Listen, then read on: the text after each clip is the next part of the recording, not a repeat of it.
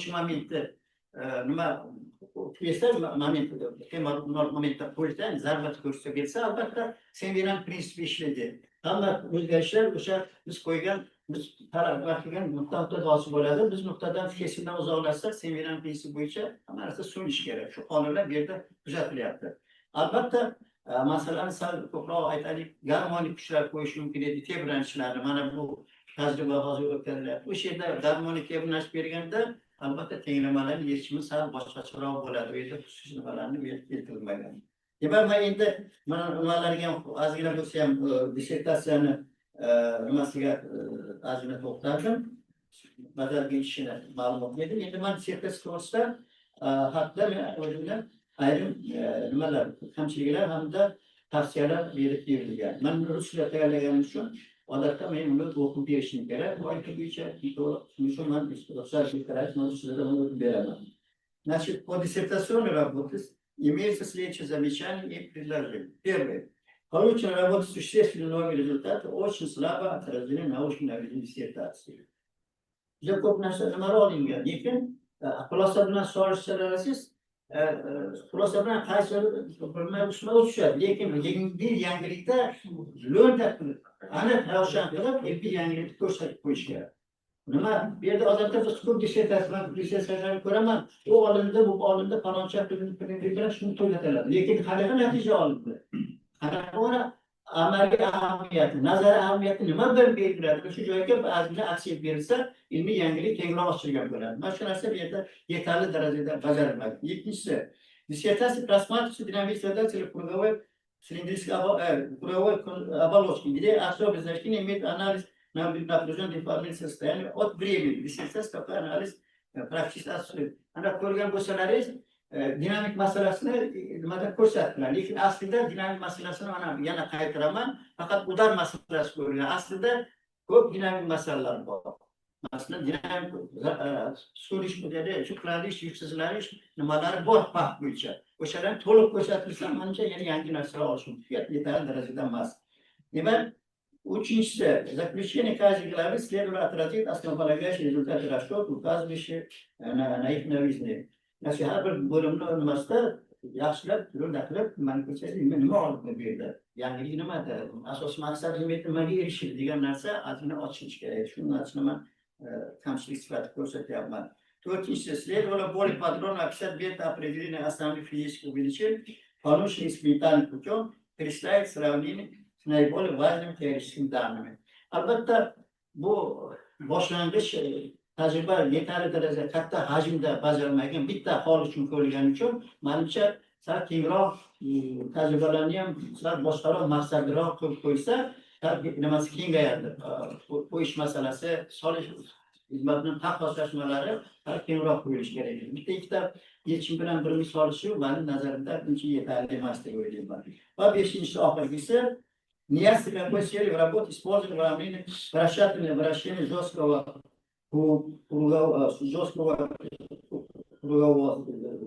конуса формулы Филиппа. Это уравнение из-за наличия функции сигнатуры и точки, да, от скорости, является нелинейным. И его решение 3,5,9 не всегда может удовлетворять уравнение. Signatura bu murakkab funksiya, bu signatura qatnashgan tenglamalar nosizlikli bo'lib qoladi o'z-o'zidan. Sun'iy ravishda biz nima qo'yamiz? Nosizlik. Qat'iyat deformatsiya bilan kuchlanish orasida bog'lanishlar chiziqli bo'lishi mumkin. Lekin signaturaning qatnashishi u tenglamani ozgina nima deydi, fluktuatsion holat bo'ladi. Natijada tenglamalarning yechimini to'g'ridan to'g'ri yoza olmaymiz. Albatta tezlikni narsa qarashimcha ishorasiga. Tezlik masalan, signatura agar manfiy bo'lsa, minus qiymat minus 1 qabul qiladi, musbat bo'lsa, +1 qabul qiladi, nol bo'lsa, minus 1 bilan +2 orasida. Buni biz aniqlashimiz kerak. Yechim jarayonida o'sha noma'lum funksiyani signatura aytaylik, minus 1 bilan +2 orasida bir yangi masala olib keladi. Shuning uchun mana shu narsaga sal ehtiyot bo'lish kerak. Sababi signatura bo'lganda ba'zi hollarda bilasizlar, mana universitetdan ko'rsatgan bu diagnostik kitobda. Nimada signatura bo'lganda aytaylik so'lish qiziq. Agar bizni qo'shqoq bilan olsangiz so'lish nimasi geometrik progressi bilan kamayib boradi. Amplitudalar. Buni bilamiz ham. Asignatura belirlenen açmayacak progresi bilan ta'minlama xayriyatini olmaydi. Doğrumu? Shuning uchun mana shu narsalarga ehtiyot bo'lish kerak edi. Buni bu yerga bunda chuqurroq bir ta'min berilmaydi. Shuning uchun men buni kamchilik sifatida ko'rsatdim. Yana nima? Просто указаны замечания носят рекомендации характер и влияют на общеположительную оценку секционной работы. Диссертация Исмаила Александровича Бахарова на тему нестационарных взаимодействий круговых комиссий оболочек информации получен новые результаты динамики, по динамике круговых оболочек, уложенных в круге в грунтовой среде, имеющие важное научно-практическое значение. Работа удовлетворяет требованиям вещественной комиссии Республики при Министерстве образования, науки и инноваций. Диссертация на совершенно ученой степени доктора философии везде по физико-математическим наукам по специальности 01-02-04 механик департамент геологии и автор заслужит присуждение исходной степени. Подпись оппонента это мы подписываемся. Rahmat. O'tirga rahmat. Marhamat. Rasmiy opponentimiz savollariga javob bersangiz marhamat. Marhamat domla.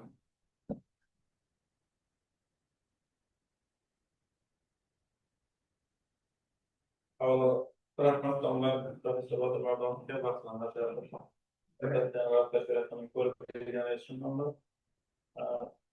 Sizlarga savollarga javob berib o'tay. Ruscha yozilgan, men o'zbekcha javob berib ketsam bo'ladi. Birinchisi, demak, ishda olingan haqiqatan yangi natijalar ko'p, ammo kirish qismida hajmi cheklanganligi sababli biz qisqacha qilishga harakat qildik. Shu nuqtai nazardan o'sha xulosa qilish, ya'ni ilmiy yangilik qismida yozilgan.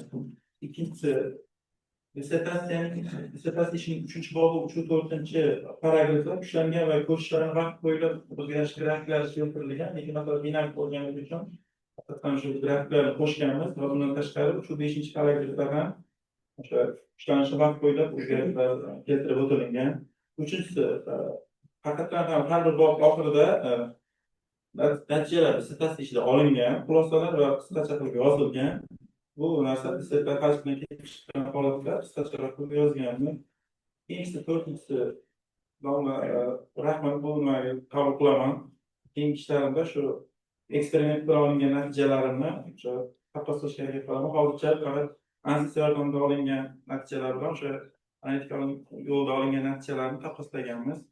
Beshinchisi, 3-5 tenglamalarda segment phi hosili, ya'ni bu nosozlikni bildiradi haqiqatan ham. Lekin biz masala ishlaganda buni masalani bo'lakli chiziqli deb qaraganmiz. Ya'ni biz oraliqlar bo'yicha chiziqli deb qarab ishlaganmiz. Ya'ni har birida boradi, o'sha -1 qaytishini -1 holatlarda olganmiz. Shundan o'sha 3-5 birinchi tenglamani yechimi 3-5-9 tenglamani yechimini qanoatlantiradi. Rahmat. Qoniqarli javob berildi barqaror bo'ladi. Rahmat. Tak. Botir Mardonovdan ikkinchi opponentimiz borlar. O'rtoq yo'ldosh, marhamat. U kishi onlayn. Ishlayaptilarmi, yo'qmi? Ishlayapti. Marhamat. Assalomu alaykum, hurmatli kengash raisi, kengash a'zolari, hurmatli ustozlar. Eshitilyaptimi meni gapim? Eshitilyapti, yaxshi eshitilyapti. Bizga ham eshitilyapti. Demak, Botir aka atroflicha tahlil qilib berdilar dissertatsiya ishini va men endi shuni qisqartirilgan variantda bayon qilmoqchiman. Ismoilov Xursandbek Farhodovichning 01-02-04 deformatsiyalanuvchan qattiq jism mexanikasi ixtisosligidan fizika matematika fanlari bo'yicha falsafa doktori PhD ilmiy darajasini olish uchun yozgan doiraviy konussimon qobiqning deformatsiyalanuvchi muhit bilan o'zaro nostatsionar ta'sirlashuvi mavzusidagi dissertatsiya ishiga taqriz. Mazkur dissertatsiya ishi turli xil muhitlarda joylashgan halqa kesimli silindrik va konussimon qobiqlarning tashqi yukka chidamliligini ta'minlashga hamda ularning tebranish jarayonlarini sonli tahlil qilishga bag'ishlangan ilmiy tadqiqot ishi hisoblanadi. Ma'lumki, zamonaviy fan, texnika va qurilishning turli sohalari tomonidan konstruksiya elementlarining chidamliligini ta'minlash borasidagi muhandislik talablari chegarasida ushbu elementlarni hisoblash modellarini, tashqi muhitlarning turli fizik mexanik xossalarini e'tiborga olib, hisob usullarini takomillashtirish hamda yangi matematik modellarni yaratish bo'yicha tadqiqotlar olib borish dolzarb mavzu hisoblanadi. O'tkazilgan tadqiqotlar natijasida halqa kesimli konussimon qobiqning deformatsiyalanuvchi tashqi muhit bilan o'zaro ta'sirlashuvi hisobga olingan holda dinamik yuklanishlar ta'siri ostida nostasionar bo'larma tebranishlarni hisobining matematik modeli takomillashtirilgan. Deformatsiyalanuvchi muhitda joylashgan halqa kesimli konussimon qobiqning buralma tebranishlarida unga ta'sir etuvchi dinamik kuchlar, momentlar ta'sirida qobiq kesimlarida yuzaga keluvchi ko'chish va kuchlanishlarni hisoblash usuli ishlab chiqilgan. Gruntda joylashgan halqa kesimli konussimon sterjenning buralma tebranishlarining parametrlari o'tkazilgan eksperimental tadqiqotlar asosida taqqoslangan. Konussimon sterjenning materiali uchun yung moduli qancha katta bo'lsa, uning sirtiga ta'sir qiluvchi urinma kuchlanishlar hamda shuncha katta bo'lishi yangi mexanik effekt sifatida aniqlangan. Dissertatsiya bilan tanishish jarayonida quyidagi e'tirozlar paydo bo'ldi. Birinchi, doiraviy kesik konussimon qobiq iborasi ishlatilgan. Agar kesim doiraviy bo'lsa, u qobiq bo'lmaydi. Ikkinchi, doiraviy kesik konussimon sterjen iborasi ishlatilgan. Sterjen so'zi o'rniga buruch so'zi ishlatilishi kerak. Uchinchi, birinchi bobning 4-xulosasida deformatsiyalanuvchi muhitda joylashgan doiraviy konussimon qobiqning ixtiyoriy ko'ndalang kesimi nuqtasidagi ko'chish, kuchlanish va deformatsiyalarni aniqlash maqsadida ko'chish, kuchlanish va deformatsiyalar to'lqin tenglamalarning yechimlari orqali ifodalandi deyilgan. Ammo yechimlarda o'rab turgan muhitning fizik parametrlari qatnashmayapti. To'rtinchi, olingan natijalarning to'g'riligini avvaldan ma'lum bo'lgan yechimlar grafiklari bilan solishtirilmagan. Keltirilgan e'tirozlar dissertatsiyada olingan natijalarning ilmiy amaliy ahamiyatiga berilgan ijobiy bahoni pasaytirmaydi. Avtoreferat dissertatsiyaning asosiy mazmunini o'zida aks ettirgan. Chop etilgan ishlarda dissertatsiyada olingan asosiy natijalar o'z aksini topgan. Xulosa: Ismoilov Xursandbek Farhadovichning